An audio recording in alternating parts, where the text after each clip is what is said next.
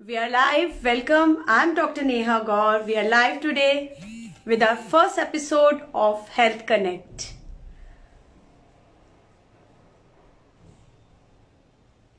Let our viewers join us.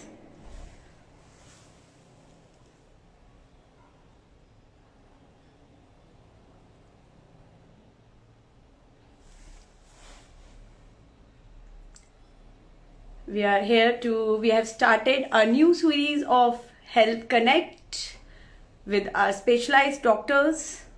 We're going to come every month, second Sunday, with a specialized doctor to discuss about the health issues nowadays coming in the young generation everywhere because due to the lifestyle disorders, how much fitness is important.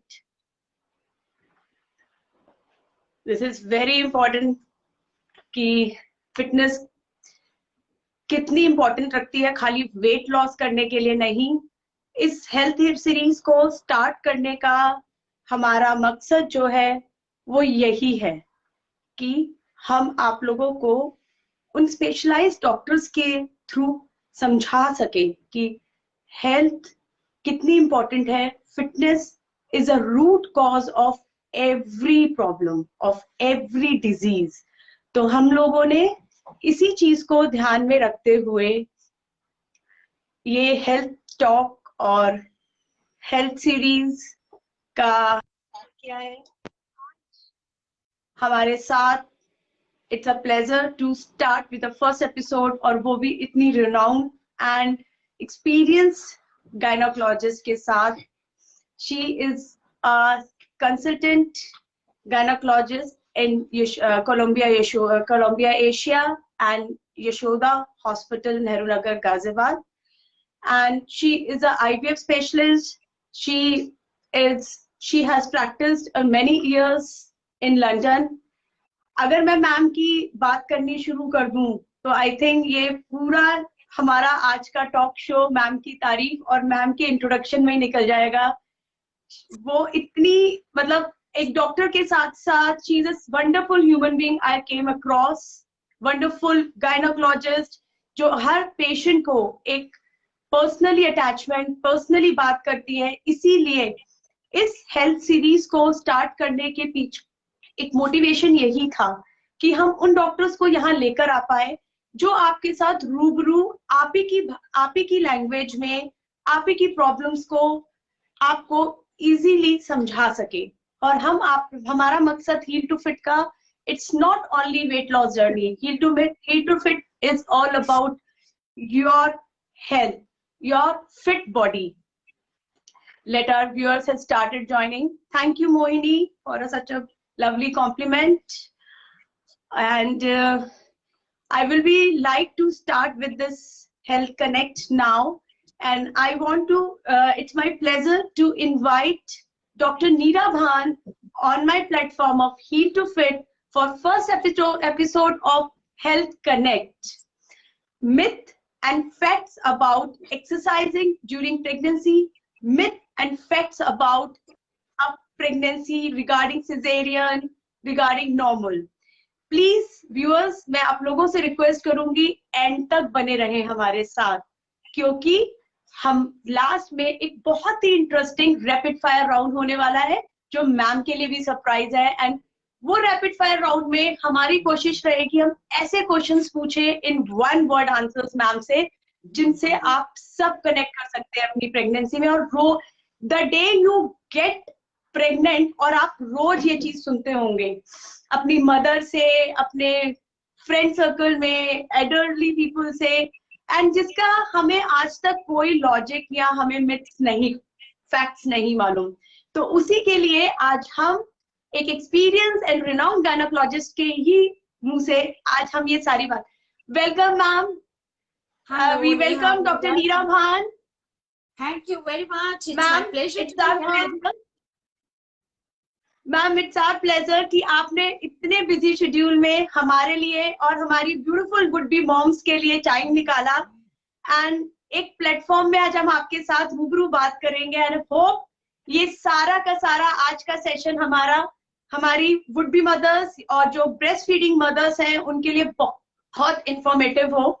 Ma'am को पकड़ना बहुत मुश्किल है, तो इसीलिए ma'am ने आज हमने मैम को पकड़ा है, संडे को मैम से अपॉइंटमेंट लिया है। एंड इसके बीच में मैं आपको बताऊंगी कि मैम ने किस तरीके से इस पैंडेमिक के टाइम में अपने पेशेंट्स के लिए क्या क्या फैसिलिटीज आप लोगों के लिए अपडेटेड करी हैं, किस तरीके से मॉडिफाई करी हैं।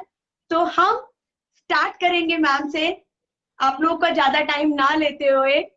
सो we are starting ma'am. Before we start with our main topics and questions जो हमारे व्यूअर्स ने हमें लिखकर भेजे थे, मैं आपसे चाहूंगी, सॉरी व्यूअर्स, मैं आप लोगों से एक रिक्वेस्ट और करूंगी, आप लोग please write us to the comment box. हम कोशिश करेंगे लास्ट के 5 मिनट हम आपके सारे क्वेश्चंस मैम से पूछें। अभी लाइव सेशन में कोई भी डाउट है या कोई भी आपको क्वेश्चंस है जो आपके सेशन देखते देखते आपके मन में आए, जो आप मैम से पूछना चाहते हैं, तो प्लीज हमें कमेंट बॉक्स में लिखते रहे। हम पूरी कोशिश करेंगे एंड में आपके लिए बहुत अच्छे सरप्राइजेस, एक रैपिड फायर है, तो please tune with us till end. So ma'am, before we'll start that, I want to know, I just want to, आप हमारे सारे व्यूअर्स को एड्रेस करें इस पेंडेमिक को लेकर, regarding what are the new protocols we have started follow in our अपने clinic पे, and what are the message you want to address कि जो मदर्स हैं, जो प्रेग्नेंट हैं इस समय, जो ब्रेस्ट फीडिंग मदर्स हैं। और एक बहुत बड़ा क्वेश्चन इसी में मैं आपसे चाहूंगी कि वैक्सीन को लेकर हमारी वुड बी मॉम्स के लिए क्या आपके लिए मैसेज है? Over to you ma'am. I must say Neha, बहुत ही इम्पोर्टेंट सवाल आपने पूछा है, और स्पेशली इस पेंडेमिक के दौरान मैंने बहुत देखा है कि girls are scared to step out of the house, they are missing out on their antenatal clinics. तो विजिट्स आपकी, चाहे आप वीडियो कंसल्टेशन से लें या टेली कंसल्टेशन से लें या फिजिकल अपॉइंटमेंट से लें, ये आपके डॉक्टर आपको बताएंगे कि इस विजिट पे आना है या जाना नहीं आना है। आप सिर्फ वीडियो या फोन के थ्रू कनेक्ट कर सकते हैं, पर विजिट्स मिस नहीं करी। इसमें कई बार लोग इतने डरे हुए कि अपने मेजर अल्ट्रासाउंड, जैसे लेवल 2 अल्ट्रासाउंड है जिसमें बच्चे में बेसिक दिल, दिमाग, हाथ पैर के बनावटी तौर की परेशानियों का पता चलता है, वो भी मिस कर रहे हैं। तो ऐसा नहीं हो रहा। बच्चा तो आपको उतना ही प्रेशियस है जितना पेंडेमिक से पहले था। तो मिनिमम निकलिए, but be in touch with the doctor, get your all antenatal checkups done, whatever tests are advised, whatever scans are advised, you do that, but don't miss out on your visits. Yes, all over the world, including India, there is a fresh new thing called tele or video consultation, जिसमें आप मेरी WhatsApp, जैसे मैं ले रही हूँ WhatsApp video से, I connect with my patient, इसी पे लोग WhatsApp में रिपोर्ट्स भेज देते हैं, उसी में हम टेस्ट एडवाइस करके प्रिस्क्रिप्शन भेजते हैं। It works out very well. Royal College London, American College has certified this as a safe modality to monitor pregnant ladies. So don't think that it's useless and you don't present. Even ma'am, शायद आपने एक अपने क्योंकि आप patient अभी video consultancy पे हैं, तो कुछ चीजें एक्सप्लेन करने के लिए आपने शायद मैम अपना एक चैनल अभी बनाया है जिसमें आप मैंने आपकी वीडियो सारी देखी है। आपने बहुत ही जनरल वे में और जनरल टॉपिक पे बहुत ही लेमन की तरह आपने समझाया, तो उसके बारे में आप थोड़ा सा हमारे व्यूअर्स को बताइए प्लीज। नेहा, देखो, ऐसा मैंने देखा कि लोग YouTube पे जाते हैं तो people get lost on the internet, you know, there are they don't know what is evidence based, क्या सही बात है। जैसे PCO हुआ, प्लानिंग अ प्रेगनेंसी हुआ, इतने सारे लोगों ने डाले होते हैं अपने experiences, some are right, some are wrong. So I thought what I want to communicate an evidence based from a doctor's perspective, कि आपको प्रेगनेंसी प्लान करने से पहले क्या करना है, आपको PCO में क्या करना है, आपको ब्रेस्ट कैंसर प्रिवेंशन कैसे करनी है, इन सब common topics and many others what you have to do. तो उसको लेके मैंने एक यूट्यूब चैनल गायनीपीडिया के नाम से बनाई है। गायनी एंड पीडिया, जैसे विकिपीडिया है, Gynaepedia. Gynaepedia, very nice ma'am, very easy and catchy ma'am, actually easy to remember, so people can log on and see the videos, and if you like you can subscribe to that. Viewers, हम आपको सारे ma'am के links हम आपको जरूर comment box में, बाद में हम आपको पूरा डिस्क्रिप्शन भेजेंगे। एंड मैंने सारे मैम के वीडियोस देखे and I personally forward to my all patients also, जरूर देखिएगा वो। सो मैम, एंड थोड़ा सा मैम, जो ये एक वैक्सीन है उसको लेकर बहुत सारे क्वेश्चंस हैं, एंजाइटी है, उसके बारे में आप थोड़ा सा ब्रीफ कीजिएगा मैम। और एक और चीज मैं बोलना चाहूंगी, जो पेंडेमिक के बारे में आपने बोला, कि आप सबको पता होना चाहिए प्रेग्नेंट गर्ल्स को, कि अगर आपको खांसी हो, जुकाम हो, बुखार हो, बहुत ज्यादा सर में दर्द, थकान, मेलेस, बॉडी एक्स हो, या आपकी सेंस ऑफ स्मेल या टेस्ट चली जाती है, तो ये लक्षण हो सकते हैं कोविड के। ऐसी परिस्थिति में don't walk into the doctors clinic, क्योंकि वहां पे और गर्भवती महिला होंगी, वो इन्फेक्ट हो सकती है। तो आपको ऐसे में क्या करना है, आपको अपने डॉक्टर को या हॉस्पिटल को फोन करना है, और हो सकता है आपको कोविड टेस्ट की आवश्यकता हो। और अगर मतलब डर कर घर पे नहीं बैठना। Yeah, you don't have to keep sitting and you don't have to walk into the clinic. You have to ring up and seek help and advice. ठीक है ना? और फिर अगर हम take it from there, and if your test is positive, then we get in touch with the physician. Neha ने बहुत important question पूछा वैक्सीन का, बहुत लड़कियां पूछ रही हैं ये। देखिए बेटा, Covid vaccine is much awaited vaccine, और कोई भी नया वैक्सीन जो आता है तो प्रेग्नेंट लेडीज या ब्रेस्ट फीडिंग मदर्स कभी भी वॉलंटियर नहीं करती कि चलो मुझ पे स्टडी कर लो, मैं देख लूंगी मेरे बच्चे पे कोई इफेक्ट हुआ वैक्सीन का या नहीं। कौन करेगा? मैं और आप प्रेग्नेंट। तो इसलिए till so far there are no studies to say whether the vaccine is absolutely safe in pregnancy and breastfeeding or not, but it's a killed vaccine. So just as pertussis, tetanus, flu vaccine, which are killed vaccines, are safe in pregnancy, what the international authorities say कि अगर by mistake आपका pregnancy में लग गया है ये vaccine, कई बार होता है अर्ली प्रेगनेंसी में आपको पता नहीं और आपने वैक्सीन ले लिया, तो इसका कोई हानिकारक इफेक्ट प्रेगनेंसी में नहीं होना चाहिए। Same for breast feeding. In fact 10-12 दिन पहले एक रॉयल कॉलेज लंदन में, जो कि एक इंटरनेशनल अथॉरिटी है RCOG, उसने एक गाइडलाइन निकाली कि जो क्लिनिकली मोस्ट वल्नरेबल ग्रुप्स हैं, हेल्थ केयर प्रोफेशनल्स ने, आप जैसे लोग, मेरे जैसे लोग, नर्सेज या सफाई कर्मचारी, जो हम लोग हॉस्पिटल में जाते हैं, and we are pregnant also, right? Yes. तो if any of the healthcare worker is pregnant, then vaccine is recommended by RCOG during pregnancy and lactation. Oh, great, ma'am. Great information, ma'am. तो in fact एक संजय नगर के CHC से एक nurse आती थी मेरे पास, जिन्होंने मुझसे दिसंबर में ये क्वेश्चन पूछा था कि वैक्सीन लगेगा तो मैं लूं या नहीं। तो मैंने मना किया था, पर अब मैंने उसे फोन करके इन्फॉर्म किया कि रीसेंट गाइडलाइंस कहती हैं कि आप ले सकते हैं। So that is where we are. We have to. The guidelines are also changing every now and then. Changing because ma'am ये बिल्कुल नया वायरस है, तो वो सभी के लिए एक सब कुछ ही नया है ये। तो हम मतलब हम एज अ डॉक्टर्स भी बहुत स्पेसिफिकली नहीं बोल सकते, क्योंकि रिसर्चेस हो रही हैं इस पे। बट व्यूअर्स, जैसे मैम ने बोला, हेल्थ केयर वर्कर्स हैं, सेफ है।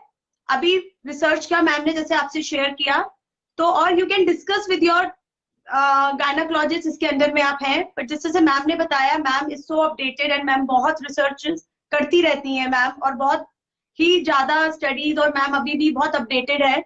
तो मैम के हिसाब से इज इट सेफ जो हेल्थ केयर वर्कर्स हैं? Thank you so much ma'am. I think ये सबसे लेटेस्ट पहला हमारा टॉक शो होगा जिसमें वैक्सीन के बारे में, प्रेगनेंसी के बारे में बात हुई है, एंड आपने इतना अच्छा सबको सजेस्ट किया। So now ma'am will switch to our topics about everything. तो प्रेगनेंसी को लेकर ma'am, before will start pregnancy, conceive करना, उससे पहले हम सब एक टीन एज से निकलते हैं, राइट? और मेरे ख्याल से बीइंग अ फीमेल, एक हेल्दी फीमेल शुरू से ही आगे जाके एक हेल्दी मदर और एक हेल्दी बच्चे को जन्म देती है। तो उसके लिए मैं आपसे एक क्वेश्चन, बहुत स्टार्टिंग का क्वेश्चन पूछना चाहूंगी। Nowadays this PCOD and PCOS are very common. We are seeing the rise and sharp into the cases nowadays. So what is, in young population, what is your advice to that generation about PCOD, irregular periods, painful periods? तो आपका इस बारे में ma'am क्या view है? नेहा, आपकी observation बिल्कुल ठीक है। देखो, वे बैक इन 1980s जब मैं पढ़ रही थी दिल्ली में, तो PCO की एंटिटी के बारे में पूरी टेक्स्ट बुक में 4 लाइनें होती थी। पर आज 20-30-40 साल बाद ये 1 in 5 to 1 in 10, मतलब 10% हमारी रिप्रोडक्टिव एज ग्रुप की महिलाओं को PCOS होता है, which is a very high incidence. Every girl, yeah, ma'am. And we must remember it is a lifestyle disorder. Lifestyle in the sense कि देखो, as the decades have passed, we people have got into more of junk food, processed foods, less of exercise, sedentary lifestyle. So actually the first measure for preventing and controlling PCOS is that eat sensibly and exercise regularly. So eat sensibly, which means कि ज़्यादा ताजे फल, सब्जी, fresh चीजें खाइए, और cereals, pulses, but don't take these pizzas and pastas and all these. Don't make it. I'm not ma'am saying because of this बिल्कुल ठीक, जैसे कॉर्पोरेट कल्चर में मैम वो रखा हुआ वो 2 दिन पुराना या प्रिजर्वेटिव खाते हैं, वो शायद वो भी एक रीजन रहता है शायद मैम इसमें। हाँ, मैं औरों क्योंकि को because of this corporate culture, corporate culture में है, तो I cannot simply blame. He is also one of those takeaways से रेटे कर दिया। But I think these days children are into it, but we should emphasize on our children and yes, the young girls that they should go more into home cooked food. आजकल मैं बहुत देखती हूँ young couples जहाँ दोनों जने काम कर रहे हैं, वो उनके पास टाइम ही नहीं होता कुक करने के लिए। They have money, they have big cars, they have everything, but they don't have time to cook. So they tell me that when we return from home, we just order a Zomato and we take whatever is available. Now that is not a good lifestyle. Secondly, exercise regularly is very important. So, very important. As we have said, a healthy girl from the beginning becomes a healthy woman and a healthy mother. So if you want to prevent PCO and you want a healthy pregnancy later, then start exercising today. Don't wait for you to get pregnant and go into exercise. Pregnancy में भी आप तभी exercise कर सकते हैं अच्छी तरीके से अगर आपने अपनी बॉडी को पहले से ट्रेन किया हुआ है। I think that is very important. अभी I think मैम स्टडीज ने ये दिखाया है नेहा कि अगर PCO की बहुत सारी लड़कियां मेरे पास आती हैं जिनके periods irregular, so latest studies international have shown that if obese PCO girls lose as little as 10% of their body weight over a period of 2 to 3 months, तो 50% गर्ल्स के अपने आप बिना दवाई के पीरियड्स रेगुलर हो जाएंगे। इसका क्या मतलब हुआ, अगर आपका वजन 80 किलो है तो 10% हुआ 8 किलो। ये अगर आप 3 महीने में यानी कि 2.5-3 kilo per month, which is not a very difficult target, आप इतना लूज कर देते हैं तो 100 में से 50 लड़कियों के खुद ब खुद बिना मेडिकेशन के पीरियड्स ठीक हो जाएंगे। तो इससे बेटर क्या बात हो सकती है, बिना दवाई के सिर्फ एक्सरसाइज और डाइट के माध्यम से आप कंट्रोल करें। पीसीओ में later in life long term complications हो सकती हैं, sugar problems, blood pressure problems, triglycerides high हो सकते हैं। इन सब को प्रिवेंट करने के लिए regular exercise and diet, judicious diet goes a long way. Very important है। तो व्यूअर्स, आपने सुना मैम ने क्या बोला कि it's not all about weight loss, fitness. I think fitness एक रूट है, नींव है। और कहते हैं ना कि भगवान ने अगर हम औरतों को, हम फीमेल्स को चुना है एक बच्चा, एक सिटीजन देने के लिए, एक वो देने के लिए, तो we should be proud. It's not all about we compare की सारी जिम्मेवारी हमारी क्यों है, शायद भगवान भी हम पे विश्वास करता है। तो proud, we should be proud and we should be responsible also. So ma'am ने जैसे बोला बहुत इंपॉर्टेंट है, अगर फिट बॉडी होगी तो फिट मदर बनेंगी, सब कुछ फिट होगा। तो वेरी इंपॉर्टेंट, बहुत इंपॉर्टेंट है। उसके बाद नहीं तो आप लोग आईवीएफ के चक्कर काटते हैं, IUI, it's a mess, it's a psychological बहुत डिस्टर्बिंग मेस होता है वो। इसलिए मैं आपको बोल रही हूँ, मैम ने जैसे बोला, please all the teenagers, girls, जितनी मदर्स। अभी मैम एक हमारे व्यूअर ने नीचे लिखा है कि is it there is a permanent solution. तो परमानेंट सोल्यूशन यही है, मैम बोल रही है कि आप अगर अपना 8 किलो वजन भी कम कर लेंगे, 80%, 10% भी आपने लिया, तो आपका वो परमानेंट सोल्यूशन ही मैम ने आपको बताया, वो जो रूट कॉज बताई है वही परमानेंट सोल्यूशन है उसका। That's so good ma'am, I hope सबको आज समझ में आए। नेक्स्ट इज मैम, नहीं ये तो बात हुई मैम हमारी टीनेज गर्ल्स की, जब एक रिस्पॉन्सिबिलिटी एक गर्ल की उसमें निकलती है हमारे लिए। अब हमने बात करी ma'am, nowadays what in your opinion as a gynecologist a right age and right time to plan a family, and what one couple should keep in the mind before planning a family? देखो, right age में extremes of age are bad. Teenage pregnancy की अपनी complications होती हैं, over 35 की अलग होती है. ठीक है, younger girls produce more of low birth weight babies. Their bodies are not prepared, and as the maternal age, गर्भवती महिला की एज जैसे जैसे बड़ी होती है वैसे वैसे कुछ क्रोमोसोमल जेनेटिक प्रॉब्लम्स की संभावना बढ़ती है. फॉर एग्जाम्पल, 25 साल की अगर 2500 लड़कियां प्रेग्नेंट हैं तो उनमें से एक का बच्चे को chromosomal problem called down syndrome हो. 35 साल पे 1 in 350 will have, and at 40 years 1 in 100 would have. So I would say the best time would be somewhere starting from 21, 22 years till 35 years of age. This is a reasonable time in which you should complete your families. But what I'm observing, Neha, आजकल लड़कियां बहुत सारी आ रही है 35 से 40 साल के slot में प्रेग्नेंट होके, and that age is increasing. The proportion which is in that age is increasing. जितना 20 साल पहले में उस एज की थी उससे ज्यादा है. और इनफैक्ट आजकल एक और फैड है कि the girls, young couples come to me and say कि आगे पहले हम जरा अपने घर की EMIs दे दें और हम अपनी कार की EMIs दे दें. 5 साल बाद conceive. Very common, ma'am. Yes, ma'am. So what I request you people to understand is कि एक हेल्दी बेबी प्रोड्यूस करने की भी एक एज होती है. बहुत ज्यादा डेफर नहीं करना चाहिए. बाकी जहां तक मॉनिटरी एम्बिशंस है उनके तो कोई there is no limit. You get one thing and you'll aspire for another. But baby आप एक या दो ही प्रोड्यूस करोगे. That is the thing which is going to stay with you forever. And जहां तक प्लान करना होता है, आपने बड़ा पर्टिकुलर क्वेश्चन पूछा कि how to plan. The best thing is that rather than just getting pregnant and then realizing that you've missed out कि आपको थायराइड था, शुगर था और आपको पता ही नहीं था और फिर मिसकैरेज हो गई, तो आइडियली प्लान करनी चाहिए हमें प्रेगनेंसी. इसका मतलब है एक प्री कंसेप्शनल चेकअप की विजिट हमारे पास होनी चाहिए. कंसीव जब आप करना चाह रहे हैं तभी डॉक्टर से मिलिए, गायनेकोलॉजिस्ट से मिलिए.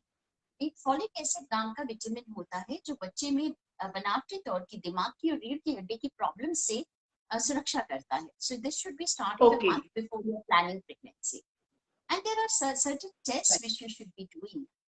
We in India, it's very common, especially in northern India, for girls to have thyroid problems, sugar problems, thalassemia. Very common, ma'am. Very common. Yes. Hemoglobin. तो ये सब चीजों की जांच आपकी पहले ही हो जानी चाहिए. और अगर इनमें से कोई प्रॉब्लम है या अदरवाइज अदर देन दिस भी आपको कोई मेडिकल प्रॉब्लम है, एपिलेप्सी या किसी चीज का आप इलाज लेते हैं बीपी वगैरह का, तो वो चीज प्रेगनेंसी होने से पहले रिव्यू होनी चाहिए. कई बार हमें उसकी दवाई चालू करनी होती है, कई बार बदलनी होती है. कई दवाइयां ऐसी होती है जैसे एपिलेप्सी की हैं, बीपी की हैं, जो वैसे सेफ हैं नॉन प्रेग्नेंट गर्ल में, पर प्रेगनेंसी में अनसेफ है, तो उनका परिवर्तन करना होता है, डोजेस एडजस्ट करनी पड़ती है before you plan. And sometimes in the family we have problems, genetic problems are there, inherited problems, defects are there. तो उसके लिए भी हमें कुछ जेनेटिक काउंसलिंग की जरूरत पड़ सकती है. तो एक holistic very good ma'am.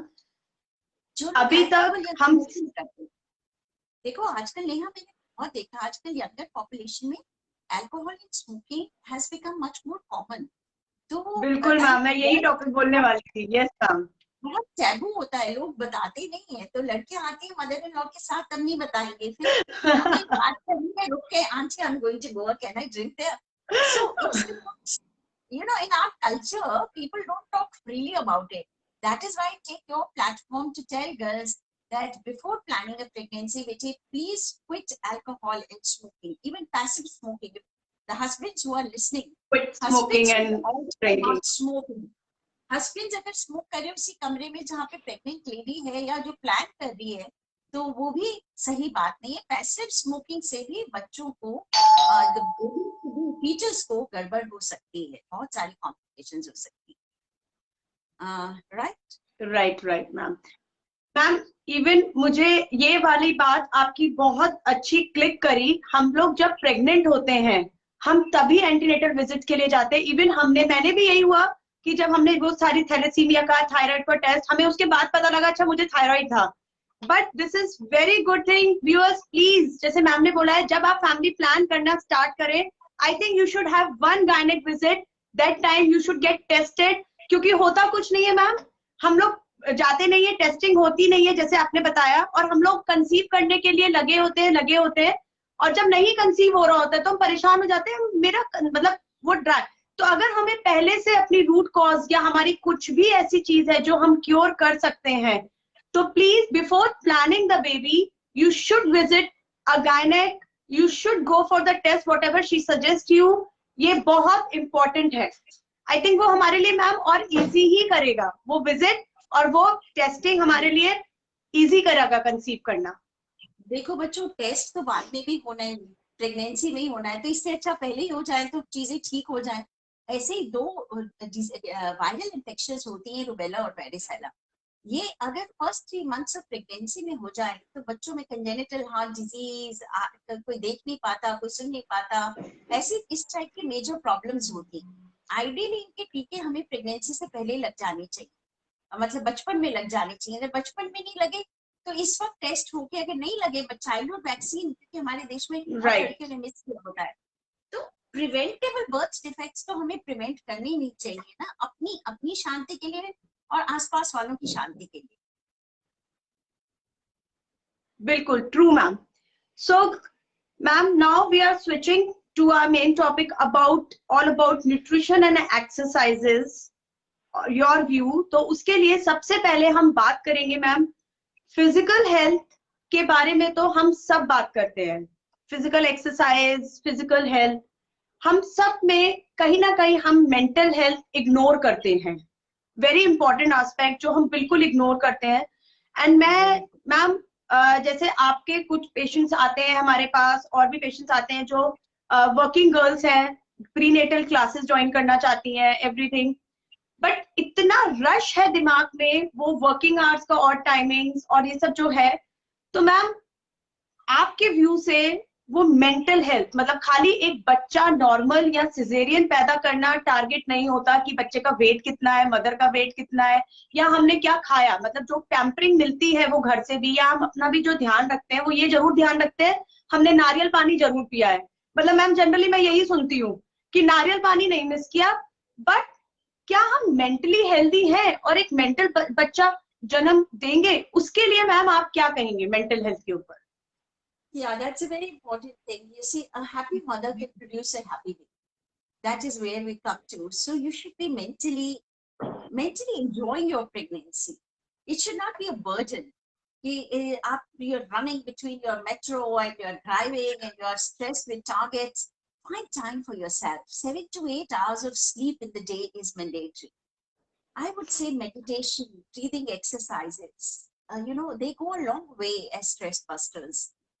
Exercise releases happy hormones, endorphins होते हैं, mood elevators होते हैं, किसी को म्यूजिक सुनने से आराम मिलता है, किसी को म्यूजिक प्ले करने से आराम मिलता है. So find time for yourself. There should be some me time, because this has become a problem in metros. The girls are working for 8, 10, 12 hours a day, and they're eating junk food, as we just said. They have no time to exercise. Common problem is there कि आज time ही नहीं होता, आती हूँ मैं सोती हूँ, अगले दिन सुबह फिर भाग जाती हूँ. Yes ma'am, yes, true, very true ma'am.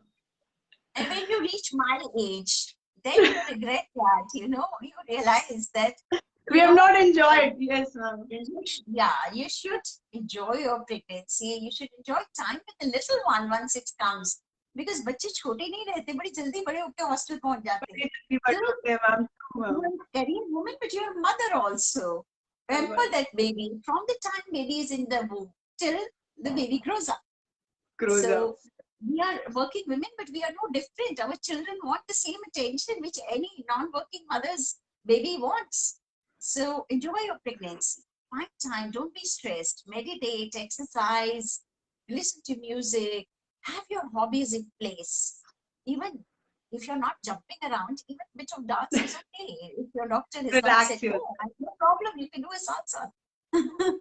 Ma'am मुझे लगता है आपके तो जितने पेशेंट होंगे वो एक विजिट में रिलैक्स हो जाते होंगे आपसे मिलकर और आपसे बात करके, क्योंकि मुझे इतना अच्छा लग रहा है, मुझे इतनी नॉलेज मिल रही है कि मतलब मुझे लग रहा है कि मतलब आपसे बात करके तो वैसे ही आपकी एक विजिट में, एंटीनेटल विजिट में मैम के तो सारे पेशेंट बहुत ही रिलैक्स होते होंगे. I am sure about it. So ma'am, this is so good and mental health viewers is very important. मैं भी personally आप सबको यही suggest करूंगी. मैम ने जैसे बोला, mental health is very very important. We should not be ignored. वो मैम वो था ना एक मैम, वो महाभारत में अभिमन्यु ने अपने माँ के गर्भ से सीख लिया था चीजें. तो ये वही वाली चीज है कि आप लोग रिलैक्स रहोगे तो बच्चा सब सुनता है. फिर आप बच्चों पे ब्लेम करते हो कि हमारा बच्चा टाइम से सोता नहीं है, जंक खाता है. अरे हम भी तो सिस्टमैटिक नहीं है. उससे पहले तो हमें we have to change our kids, right ma'am? Absolutely. Right. So now ma'am, we'll come to the exercise session. My interesting session, my interest of topic which I want to discuss with you about it. So ma'am, सबसे पहले हम बात करेंगे कि how much the exercise is important during the pregnancy. देखो, बहुत सारी लड़कियां आती हैं जिनके बैक में दर्द होता है, ग्रॉइन पेन होता है, लेग्स पेन होती हैं, या कॉन्स्टिपेशन, ब्लोटिंग, या गैशियस डिस्टेंशन है टमी में. So all these things, या नींद नहीं आ रही है, difficulty in going off to sleep, all these things, you see, they are helped if you exercise regularly. And besides that, if you have blood pressure and sugar, the control is better if you are exercising. And आप लोग अगर normal delivery चाहते हो, तो अगर नहीं भी चाहते तो वैसे ही आपको एक्सरसाइज करनी है. पर अगर चाहते हो तो देखो, कई लड़कियां होती हैं जो 9 महीने बिल्कुल एक्सरसाइज नहीं करी और एंड में वो कहती है कि जी नॉर्मल करवाइए, और करने के बाद 3-4 घंटे दर्द लेके, हाँ जी अब तो नहीं होता डॉक्टर, अब सिजेरियन कर दीजिए. अब ये चीज जो है समझना है कि अगर एक मैराथन रनर एक दिन कहे कि आज मैं बिस्तर से उठ के आज मैं मैराथन करके आता हूँ, पॉसिबल है? नहीं है ना. बॉडी को वो प्रिपेयर करता है. तो एक नॉर्मल डिलीवरी में हमारे मसल्स की, हमारी बॉडी की एक मैराथन होती है जिसको हमें उसके पहले प्रिपेयर करना होता है. मैं तो सिर्फ मैं तो बोलती हूँ प्रेगनेंसी से पहले भी आपको एक्सरसाइज करनी चाहिए, और प्रेगनेंसी में तो बिल्कुल ही करनी चाहिए. और आजकल एक और चीज चली गई नेहा, लोग यूट्यूब उठा के उसमें से एक्सरसाइज करने लगते हैं और फिर हाथ पैर क्रैम्प पड़ जाता है.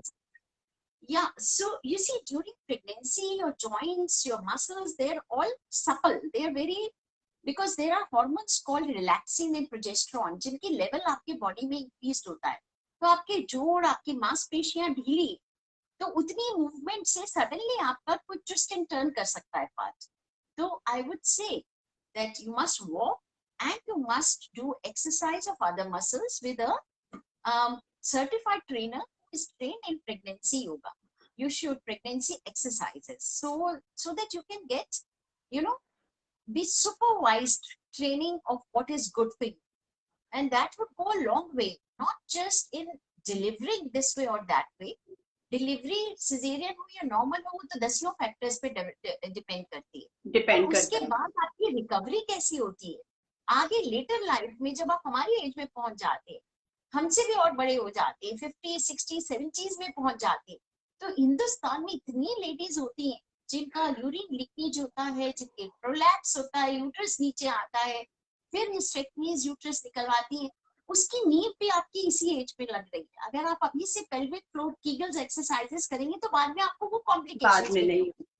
True ma'am, very true. Future के लिए आपको एक्सरसाइज करनी है प्रेगनेंसी.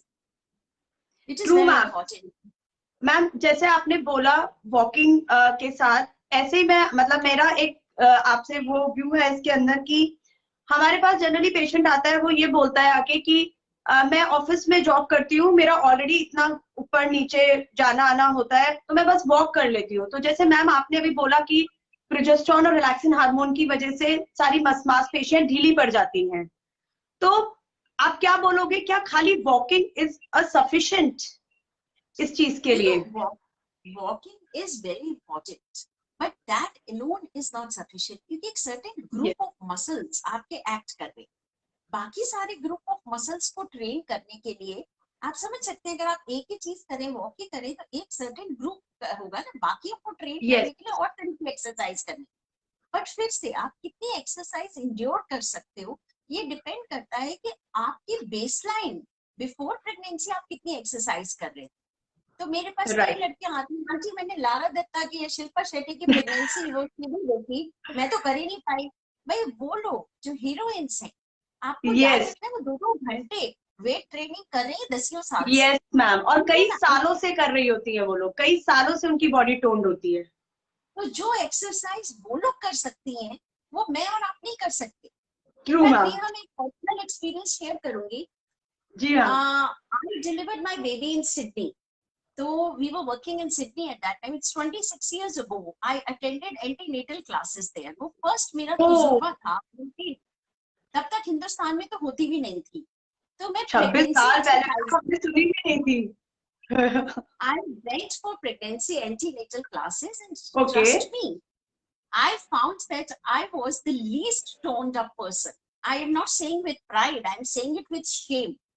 I realized कि हम लोग तो इतने spoiled लोग हैं. We are used to maid servants, we are used to drivers, we are not used to mali gardeners. We don't sit down on our feet and do anything. Yes, Washing squat भी नहीं machine बैठ पाते ma'am. True. और वो जो Caucasian white ladies Australia में मेरे साथ करती थी, वहां तो कोई वो नहीं होता, home, you don't have domestic yes. Helpers. तो वो लोग यस मैम। नीचे बैठ के गार्डनिंग भी खुद करते हैं, तो उनके वो स्क्वाट्स नेचुरली आते हैं। मैं 2-4 स्क्वाट्स में वो नहीं होता, और वो लोग 20-20 स्क्वाट्स, उनका तो जिंदगी ऐसे ही है। तो हम लोग एज सच, वो लोग रोज स्विम करते हैं, वो लोग रोज टेनिस खेलते हैं।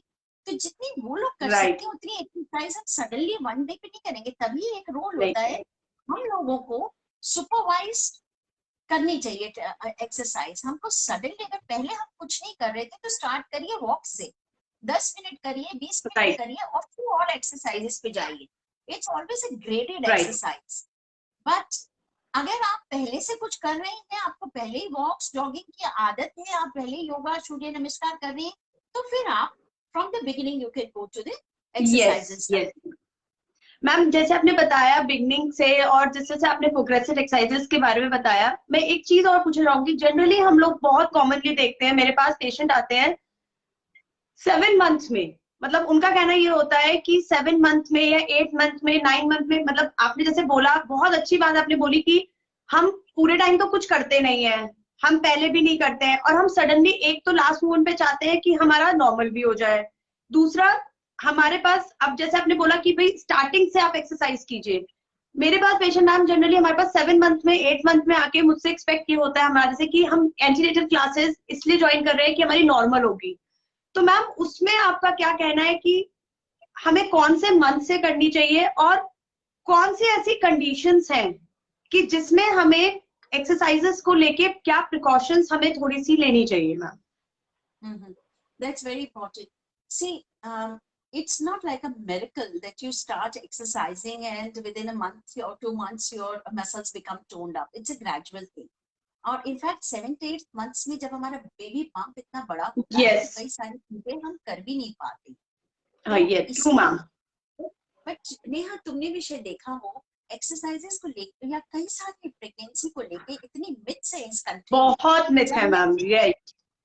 जब मैं लोगों को फर्स्ट 3 मंथ्स में एक्सरसाइजेस बोलती हूँ, तो अक्सर मेरे को ये सुनने को मिलता है, डॉक्टर साहब ये तो अबॉर्शन होता है ना, हम तो वो पूरी में अभी एक्सरसाइज की। तो 8वें महीने में नदी नहीं पार करनी, 8वें महीने में घर से बाहर नहीं निकलना। तो देखो So बेटा, many excuses and myths ma'am, I know.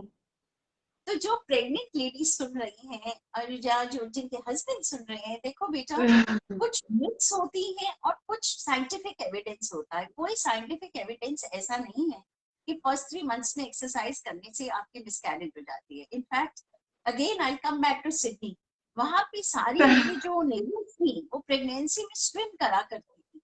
मैं कॉलेज लाइफ में स्विम करती थी, पर मेरी हिम्मत नहीं हुई कि वहां पे जाके स्विम करूं। वही ना मैम, सारी इंडियन मेंटालिटी ऐसी है। Then gradually, when I realized that they all are swimming, then I went into the pool. कि चलो इनको कुछ नहीं हो रहा तो होगा, मतलब उस तो हमें क्यों होगा? राइट। वेबिनार्स वगैरह होते नहीं थे उस जमाने में भी। Awareness about exercises in India was very minuscule, so there were no True, ma'am. fitness centers in those days. Now you have raised a very important question about what conditions you have to be careful. So when we are talking of exercise, see, there are certain things, अगर आपकी पहले premature labor हुई तो आपका दुगना chance होता है second time भी आपका प्रीटर्म बर्थ होगा।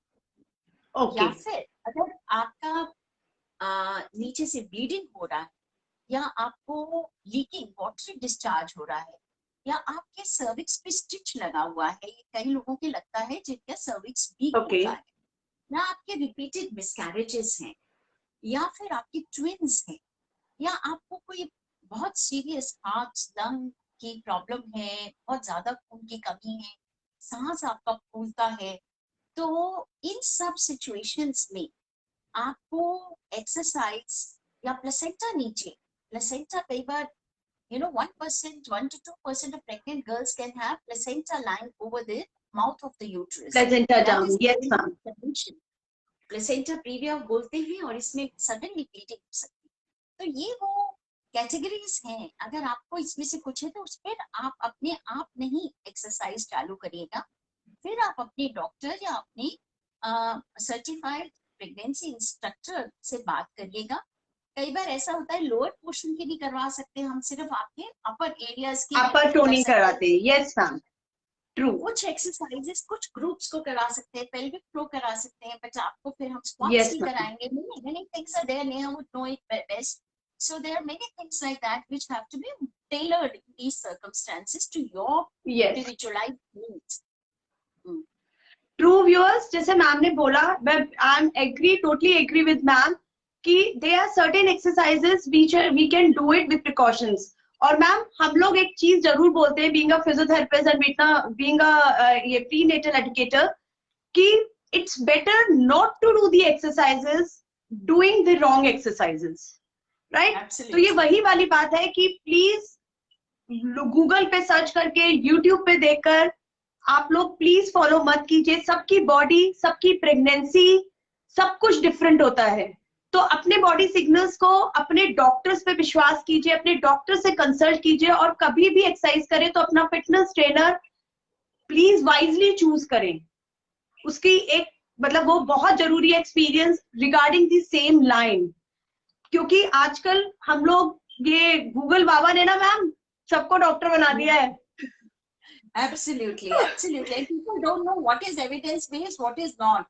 So randomly people pick up, and that can be harmful. That's so good, ma'am. We are coming to the end of our discussion. So now I'm starting with our small rapid fire with you. बहुत ही अच्छे myth हैं जिसे कहते हैं आप, जिसमें हम सब स्माइल आ जाती है उन मिथ को सुनते ही प्रेगनेंसी में। एंड आई नो हमारे व्यूअर जो भी सुन रहे होंगे उनको भी जरूर स्माइल आएगी। लेट्स सी, आज मैम को पकड़ा है हमने, लेट्स सी मैम क्या बोलती है उन मिथ्स के बारे में। तो I am going to start with a rapid fire. Ma'am आपको छोटे से आंसर देने अपने सारे पेशेंट्स को, राइट? तो ma'am I am starting with the first common myth with my rapid fire. Myth regarding sitting cross-legged on the floor, it lead to flattening of the head of the baby. Cross sitting बैठने से बच्चे का सिर flat हो जाएगा। नहीं, देखिए ये तो बिल्कुल ही मिथ है। आलती पालती मार के बैठना ये इंडियन कल्चर में तो बहुत ही कॉमन चीज है। जब तो इससे कोई बच्चे का सिर फ्लैट नहीं होता है। In fact, it is a good position to sit provided. This is a good position, yes. You should not be slouching like this. Okay? Slouching like that. Back should be straight. So all your body's weight should form on your hips, not on your thighs. So if you're sitting like that, there is no problem. But अगर आपकी वो placenta नीचे है, अगर आपके नीचे से bleeding या leaking हो रही है, then you can avoid this position. Otherwise, feel free to sit. Ma'am बच्चे का सिर फ्लैट नहीं होगा, मिथ वो है कि बच्चे का सिर फ्लैट हो जाता है। आप बिल्कुल चिंता नहीं करें, कोई सिर नहीं फ्लैट होगा। सिर की अपने आप जेनेटिक बनावट होती है, इतनी जल्दी सिर नहीं, मेरे सिर को ठोको तो भी नहीं फ्लैट होगा, हड्डी का बना होता है। बिल्कुल चिंता ना करें, हाँ कुछ नहीं होगा। बिल्कुल चिंता ना करें। और जैसे मैम ने बोला, आपके एग और स्पर्म ने डिसाइड किया कितना बच्चे का सर किस शेप का होगा। इसमें कोई बैठने उठने से कोई प्रभाव नहीं पड़ेगा। राइट मैम, और जैसे मैम ने बोला this is a good position in specially in 7th month onward, because जब हम नेचुरल डिलीवरी के लिए हमारी जो पोजीशन होती है, हम उसमें अपने प्रीनेटल सेशन में मैम हम स्क्वेट में, और मैं तो मतलब हम अपने पेशेंट्स को 7 मंथ के बाद नीचे बैठ के खाने को सजेस्ट करते हैं कि आप पैर मतलब वॉल सपोर्ट के साथ, जैसे पहले जमाने में लोग नीचे बैठ के खाते थे, तो that is a good position. Natural delivery चाहिए तो समझिए और दिमाग लगाइए, ना कि मिथ के पीछे भागिए। Next question ma'am, myth regarding मुझे हंसी आ रही है मैम, ये पूछते हैं myth regarding ghee, there are so many regarding ghee nutrition. घी तो ऐसा है कि जब मैं लेडी हार्डिंग में काम कर रही थी 1990s में, तो लोग कनस्तर घी के वो जो दूध वाले के होते हैं वो लेके आते थे कि डिलीवरी रूम में कि इसको जरा 2-3 गिलास घी के पिला दे। लड़की रोती रहती थी कि मैं कैसे ये पीऊं। लोगों को ये लगता है कि शायद यहाँ से घी दिया और वेजाइनल लुब्रिकेट होके नॉर्मल डिलीवरी हो जाएगी। अब आप खुद ही सोचिए, जो चीज आपने यहाँ खाई वो नीचे कैसे पहुंचेगी। Meaning this is the absolutely insane, it has no rational. तो घी से सिर्फ नूडल जो फैट होंगे, आपकी बेटी बहू मोटी बनेगी और बाद में फिर भागेगी वीएलसीसी एक्सरसाइज करने के लिए। तो कोई सेंस नहीं बनता कि आप उसे नूडल्स और फैट दें, घी दें। प्लीज, घी में मोटापा होता है, ब्लड प्रेशर हाई होगा। जवे स्लाइमी होती है वो, उसके साथ शायद लोग सोचते हैं कि कोई नॉर्मल हो जाती है। एब्सोल्युटली रिडिकुलस, इसका कोई साइंटिफिक रैशनल नहीं है। प्लीज बैलेंस डाइट लेनी चाहिए। घी जवे कुछ नॉर्मल करा देते हैं, that does not hold good at all. मतलब ये है मैम का कहने का, प्लीज सारी मदर्स के लिए ये वो है, आपको अपने बच्चों को प्यार देना है, अपनी बेटी को बहू को, तो घी का प्यार नहीं दीजिए, बहुत सारे तरीके हैं प्यार देने के लिए। Right ma'am? Absolutely, I agree 100%. Next, ma'am, myth regarding eating good and eggs. गरम होते हैं। ओहो, there is no गरम और ठंडा in our vocabulary. ठीक है, ये हिंदुस्तान में यहाँ है, वर्ल्ड इन यूके या world in Australia, nowhere anybody says कि कुछ गरम है कुछ ठंडा है। ये अपने हिंदुस्तान में है कि अंडा खा लिया और गुड़। इनफैक्ट बेटा, गुड़ is a very rich source of iron. हमारे देश में जहाँ पे ज्यादातर लोग वेजिटेरियन है, वेजिटेरियन डाइट में गुड़ is excellent source of iron. तो देयर इज नथिंग लाइक गरम। गुड़ और भुने हुए काले चने खाइए, अच्छे प्रोटीन और अच्छा आपको आयरन का दोनों चीजें इकट्ठे मिल जाएंगे। दूसरी चीज आपने एग्स बोला, एग का जो व्हाइट पार्ट होता है उसमें बड़े हेल्दी प्रोटीन होते हैं, और जो येलो पार्ट होता है that is the fatty bit. अब इतना फैट तो आपको चाहिए भी होता है। इनफैक्ट विटामिन जी, जिसकी डेफिशिएंसी हमारे देश में बड़ी कॉमन है प्रेगनेंसी में, it's a fat soluble vitamin, वो येलो पार्ट में ही होता है। तो आप अंडा भी खाइए और गुड़ भी खाइए, डोंट वरी, कोई गरम नहीं है ना, उससे कोई गरम असर नहीं होगा, गरम नहीं होगा, अच्छा न्यूट्रिशन मिलेगा, घी से बहुत ज्यादा बेटर है। मैम हमारे एक व्यूअर ने क्वेश्चन पूछा है अभी, myth regarding water intake after delivery, क्योंकि हम लोग बहुत सुनते हैं कि डिलीवरी के बाद पानी नहीं पीना है, पेट बढ़ जाएगा, पेट आगे निकल जाता है। देखिए, इसका भी कोई there is no rational to it. पानी हमारी बॉडी को वेल हाइड्रेटेड रखना जरूरी होता है। जितना हम लोग नॉर्मली पानी पीते हैं उतना ही एक डिलीवरी के बाद एक महिला को चाहिए होता है, क्योंकि वो तो इनफैक्ट ब्रेस्ट मिल्क का निर्यात कर रही है। ब्रेस्ट मिल्क का ज्यादा पानी होता है, तो उसकी वाटर रिक्वायरमेंट्स होती है, उसे डिहाइड्रेटेड नहीं करिए। पानी जो है वो हमारे टिश्यूज को हाइड्रेशन के लिए चाहिए होता है। पानी से कोई पेट नहीं फूलता। पेट फूलता है जब आप उसको घी की पंजीरी और लड्डू खिलाते हैं और घी के और कौन के लड्डू खिलाते हैं। ट्रू। तो क्वेश्चन मैं अक्सर सुनती हूँ नेहा कि जी वो बेटी की डिलीवरी है तो 5-10 पता नहीं कितने किलो हमने घी पहुंचा दिया और हमने तो इतने लड्डू बना के रखे हैं।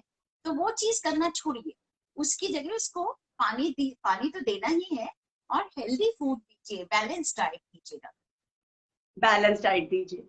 मैम एक क्वेश्चन और आया है अभी रैपिड मिथ के लिए, myth regarding brushing a teeth after delivery. Normal delivery में दांत कमजोर हो जाते हैं तो वो टूट के निकल जाएंगे अगर आप ब्रश करेंगे. देखिए ओरल हाइजीन बहुत इंपॉर्टेंट होती है और ये रोज दिन में 2 बार ही ब्रश करना, सुबह उठ के और रात को सोने से पहले, और दिन में हर मील के बाद कुल्ला करना बहुत अनिवार्य है. ठीक है जी, नहीं करेंगे तो आपके परेशानी हो जाएगी. देखिए गम ब्लीडिंग हो सकती है, प्रेगनेंसी में कभी भी हो सकती है, क्योंकि जैसे हमारे यूट्रस में खून का बहाव बढ़ता है तो हमारे पूरे हेड टू टो सारी बॉडी में ही खून का बहाव बढ़ता है. तो इसका ये नहीं मतलब कि हम ब्रश करना छोड़ देंगे. सॉफ्ट टूथब्रश यूज करिए, पर करिएगा जरूर, कोई गम ब्लीडिंग नहीं होगी. ठीक है, तो oral hygiene is very important, very important. तो viewers, at the end ma'am थोड़ा सा हल्का सा जल्दी से ब्रीफ कर दीजिए मैम, न्यूट्रिशन ड्यूरिंग प्रेगनेंसी आप क्या सजेस्ट करती है कि डिलीवरी के बाद, डिलीवरी के टाइम पे what should be the balance nutrition one should take? देखो सारे तरह के फ्रेश फ्रूट्स और वेजिटेबल्स ऑफ डिफरेंट कलर्स हमें लेने चाहिए. तो उसमें डिफरेंट तरह के मिनरल्स आते हैं, डिफरेंट तरह के विटामिन आते हैं जो हमें डिलीवरी के बाद चाहिए होते हैं. दूध और दूध के पदार्थ डिलीवरी के बाद बहुत अहमियत रखते हैं क्योंकि इसमें कैल्शियम और विटामिन डी होता है.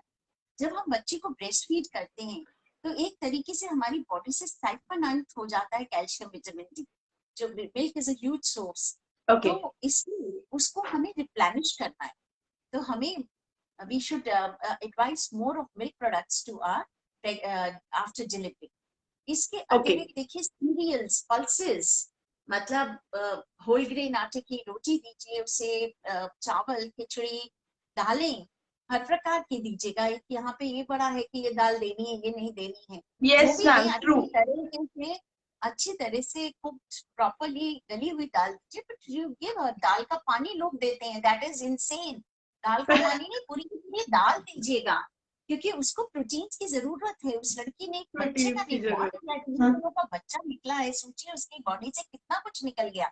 उसे हमें रिप्लेनिश करना है डिलीवरी के बाद. अगर आप नॉन वेजिटेरियन खाते हैं तो 1 या 2 अंडे उसे रोज दीजिए. और red meat is better source of iron as compare to white meat, which means mutton has more of iron as compare to chicken. I am not saying meat chicken, but mutton would be better. अगर fish आप खाते हैं तो आपको non mercury containing fish लेनी चाहिए जब आप प्रेगनेंसी या लैक्टेशन कर रहे हैं, क्योंकि mercury should not go to the baby, from the fish to the mother to the baby.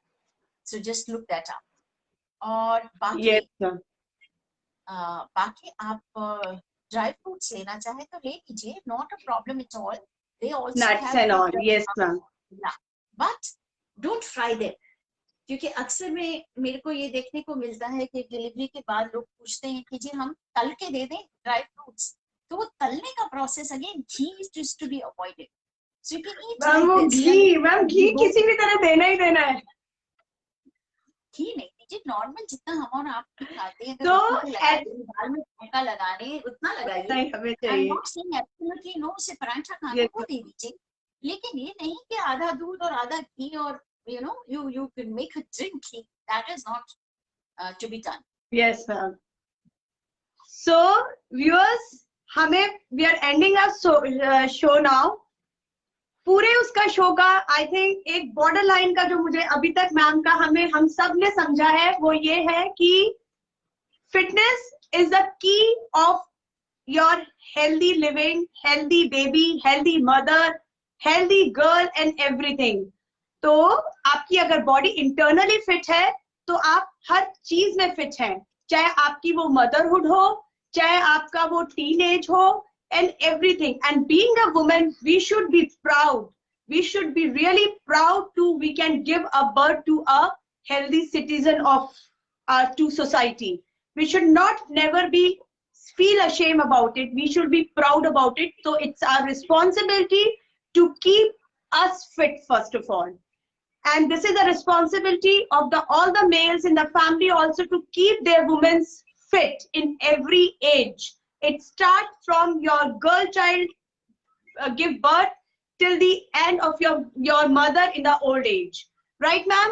So इसके ऊपर हम ये आज का शो यही कंप्लीट करेंगे।